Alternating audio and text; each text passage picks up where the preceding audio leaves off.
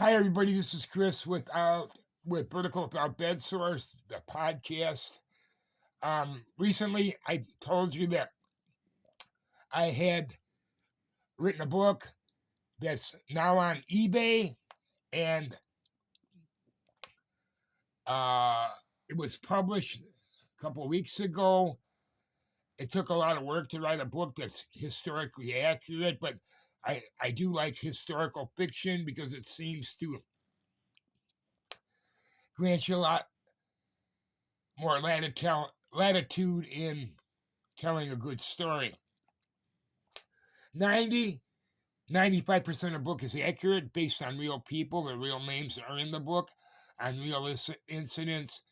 But there are details and behind the scenes kind of stuff that, through poetic license, one can more easily attribute and make the story more interesting. And that's the big thing. To try to make history come back alive and interesting. I spent half my life watching World War II, and thank God for YouTube and for these talented creators who pulled all these documents and all this film and out of the, it's probably under the Freedom of Information Act or something, but they went to the War Department and they got access to these really amazing war films, footage, and it, it's almost like you were there, and this would be called historical fiction, some of this, because, well, actually, that would probably be considered historical reality, so I scratched that point. Um, it's just a lot more interesting to see it than have somebody tell you about it. And I think historical fiction is a lot more interesting because you can bring the personalities out. You can actually get to know more about the personalities, what they did, what they were about. Excuse me. So, what happened? Well, the Christmas 1913 was the Christmas that the Grinch that stole Christmas. They were out of work since like June, end of June, beginning of July. I can't remember, but a lot of people were not working. There wasn't any money. There were, food was scarce, and certainly there were a lot of kids out there that never got a Christmas present. So the WFM, the Western Federation of Miners Auxiliary, and Annie Clement, Big Annie, she was really instrumental in setting up Christmas party for them. And the women, what they did is there wasn't a lot of money to buy presents, so they made like gloves and mittens, and they wrapped it in tissue paper, pencils, stuff that you can use in school. And they held a Christmas party. Well, the problem with the Italian Hall was it was on the second floor of the building, and it was designed for no more than 200 people occupancy. Now, it's reported that at times there were as many as 600 children inside that hall. Now, on the other video I did, I think you could see, I tried to make a picture of it, how small it was. And what happened when you get, I'm not saying that the entire time of the party there were 600 people there, but there were times where it's been reported that there were at least 600 kids there. And you look at that and you wonder now, how could that be? That there'd be all, and it was very, very, very unsafe. People, they say that it was stifling in there.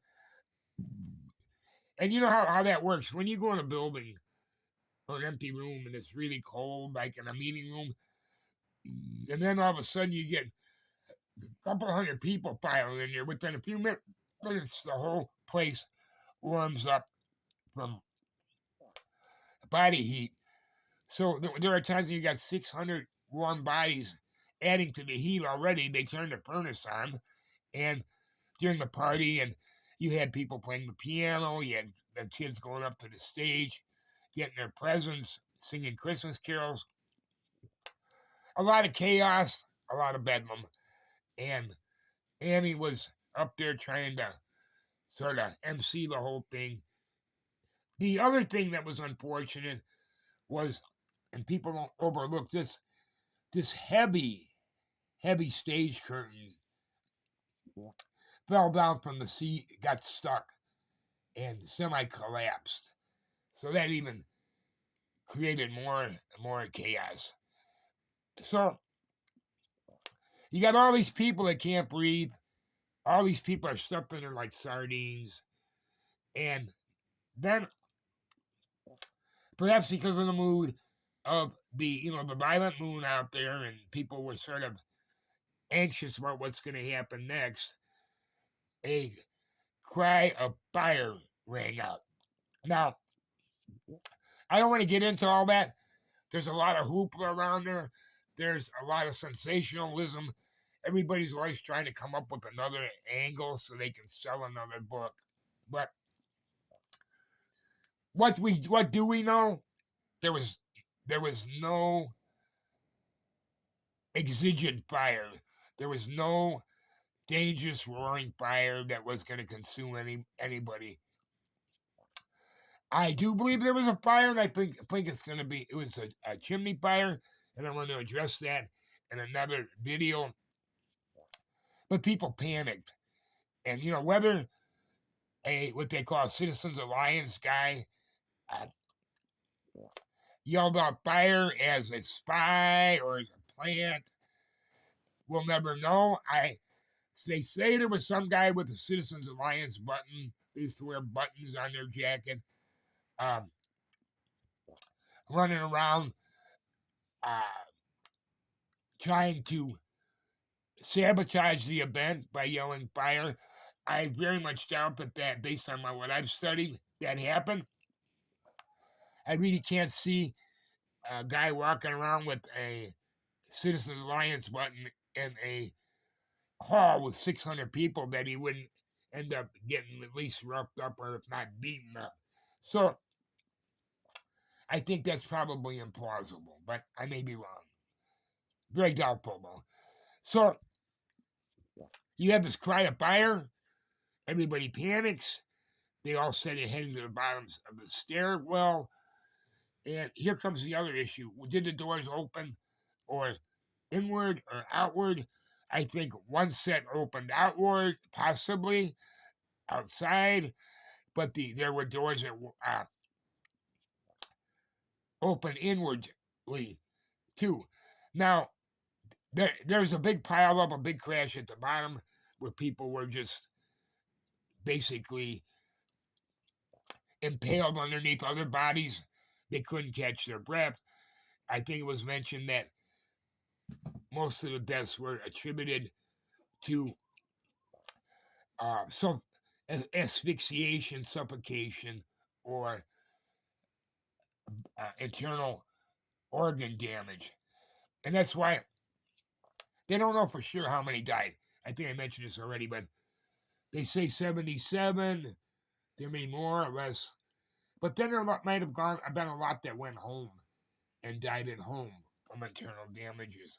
Internal organ damage, punctured lungs, who knows what.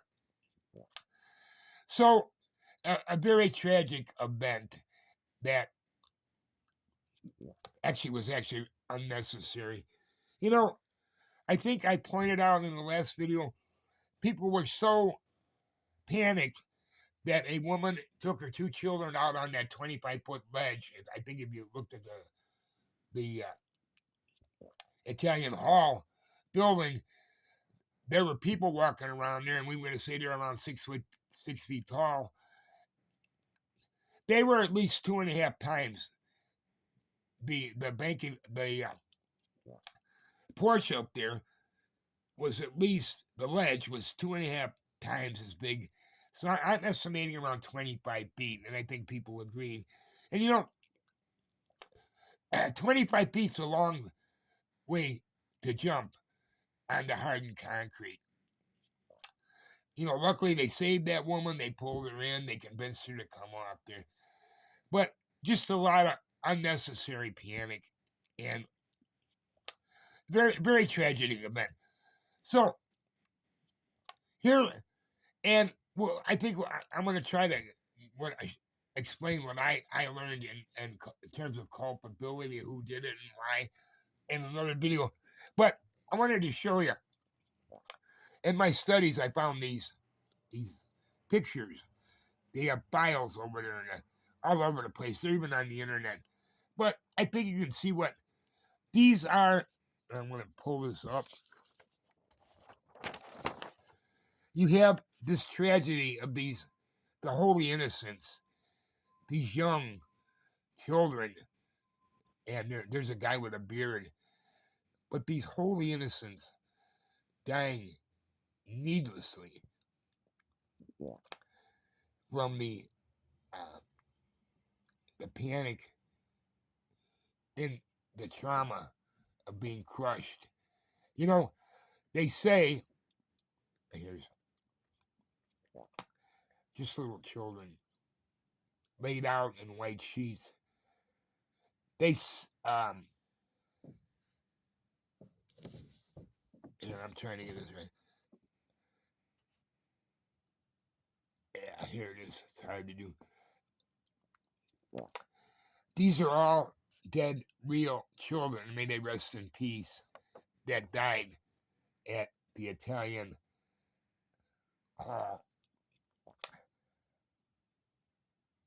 tragedy. Now, this is over down the street, a couple blocks down the street from the Italian Hall, and they set up a temporary morgue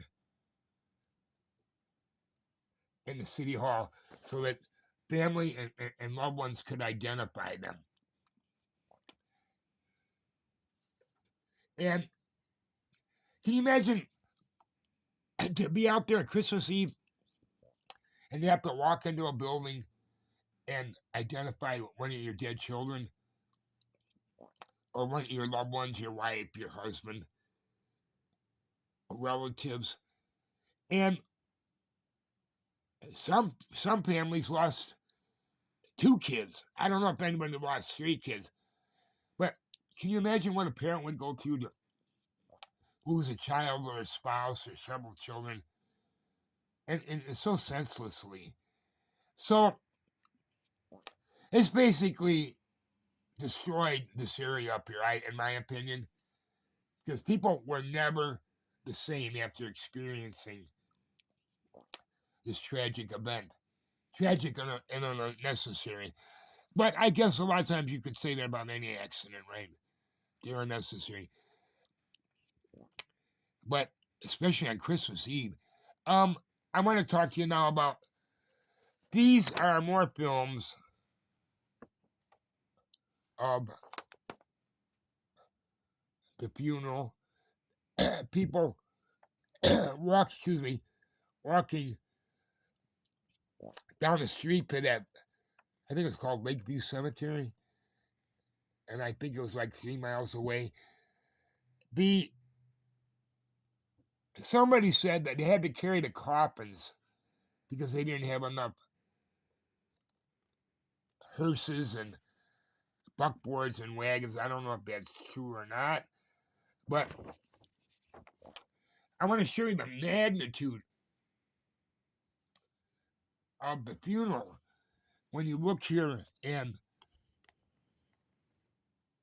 you see the lines. I mean, literally thousands of people.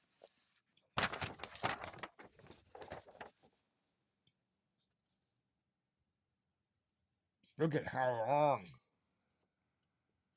the lines extend. Thousands of people attending the funeral, walking in that funeral cortege.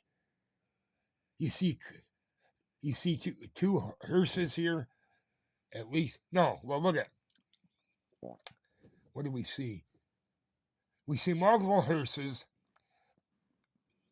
maybe delivery wagons, hearse. I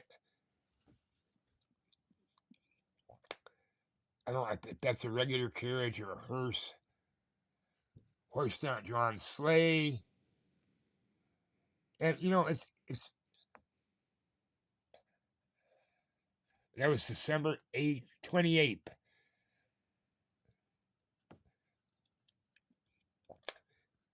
And my God, people repaying their respects. But anyway, I made the comment that this probably destroyed the copper country because it was never the same. It was so devastating. And I think that's true.